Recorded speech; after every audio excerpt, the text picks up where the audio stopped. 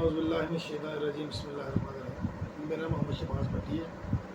یہ کتاب درود ابراہیمی کا فیض درشنامہ لاہور پاکستان سے مجھے دن پہلے وصول ہوئی ہے۔ ماشاءاللہ یہ اپنی نوعیت کے حساب سے بہت ہی اعلیٰ قسم کی کتاب ہے، بہت ہی منفرد کتاب ہے کہ بندہ جب اس کتاب کو اسٹڈی کرتا ہے نا تو دل کہتا ہے اس کو پڑھتا ہی ہے بس، ٹھیک ہے۔ تو ایسی بہت ہی کتابیں کم ہوتی ہیں جن کو دیکھ کر دل کہتا ہے بس بندہ پڑھتا ہی ہے۔ ایسے لگتا ہے کہ جیسے اس کے مؤلف محمد رفیع اقبال صاحب نے اس کو بڑے ہی محبت اور پیار عشق کے ساتھ کتاب کو لکھا ہے، بڑی محنت کی ہے، ٹھیک ہے، جس کی وجہ سے پڑھنے والے پہ یہ کتاب کافی زیادہ اثر چھوڑتی ہے۔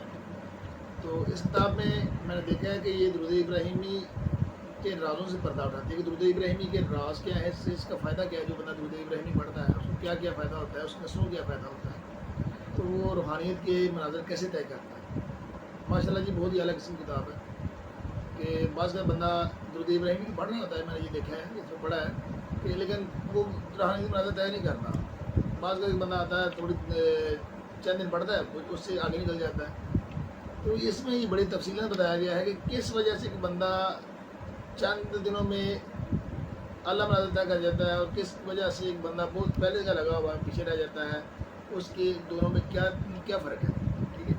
تو یہ کتاب پڑھ کے میں تو چونک ہی اٹھا کہ یار کیا بات ہے کہ اس نے اتنے بڑے راز کو ظاہر کر دیا، ٹھیک ہے۔ تو یہ کتاب میں سمجھتا ہوں کہ آپ ایسا کریں کہ آپ اپنے خود ہی پڑھیں، اپنے دوستوں کو بھی ہدیہ کریں۔ جو بندہ چاہتا ہے کہ روحانیت کے میدان میں ترقی کرے وہ اس کتاب کو ضرور پڑھے، ٹھیک ہے۔ اور آخری بات جو میں کرنا چاہتا ہوں وہ یہ ہے کہ یہ کتاب آپ کی ایسے ہی رہنمائی کرے گی جیسے ایک مرشد کرتا ہے، ٹھیک ہے۔ وما علینا الا البلاغ۔ بہت بہت شکریہ۔ میں نے بس یہ چند ایک اس میں خوبیاں اس میں بہت ساری ہیں جو میں نے دیکھی وہ میں نے بیان کر دی، ٹھیک ہے۔ شکریہ جی، اللہ حافظ۔